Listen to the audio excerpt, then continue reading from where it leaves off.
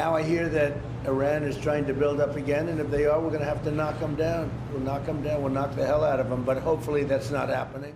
এভাবে ইসরায়েলি প্রধানমন্ত্রী নেতানিয়াহুকে পাশে রেখে ইরানে সরাসরি হামলার হুমকি দেন মার্কিন প্রেসিডেন্ট ডোনাল্ড ট্রাম্প। যুক্তরাষ্ট্রের সঙ্গে চুক্তি না করে ক্ষেপণাস্ত্র ও পরমাণু কর্মসূচি অব্যাহত রাখলে তেহরানকে চরম মূল্য দিতে হবে বলে হুঁশিয়ারি দেন তিনি। মার্কিন প্রেসিডেন্টের এমন বার্তার পর যে কোনো আগ্রাসী আচরণের কঠোর জবাব দেওয়ার সতর্কবার্তা দিয়েছে ইরান। প্রতিরক্ষা ক্ষমতা বাড়াতে তেহরানের অনুমতির প্রয়োজন নেই বলে মঙ্গলবার সামাজিক যোগাযোগ মাধ্যম এক্সে জানিয়েছেন ইসলামী বিপ্লবের জ্যেষ্ঠ উপদেষ্টা আয়াতুল্লাহ সায়েদ আলী খামেনি।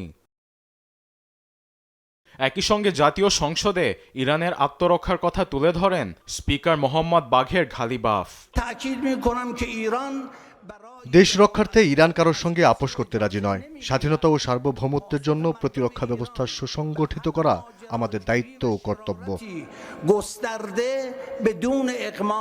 এদিকে মধ্যপ্রাচ্যে উত্তেজনা প্রশমনে দুপক্ষকে সংযম থাকার আহ্বান জানিয়েছেন ক্রেমলিনের মুখপাত্র দিমিত্রি পেসকভ।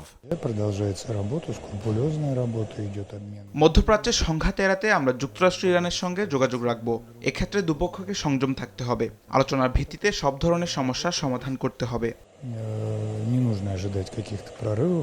এ পরিস্থিতিতে তেহরান ওয়াশিংটন সম্পর্ক পৌঁছেছে উত্তেজনার তুঙ্গে। আরবেদ আফসার, নিউজ ডেস্ক, দেশ টিভি।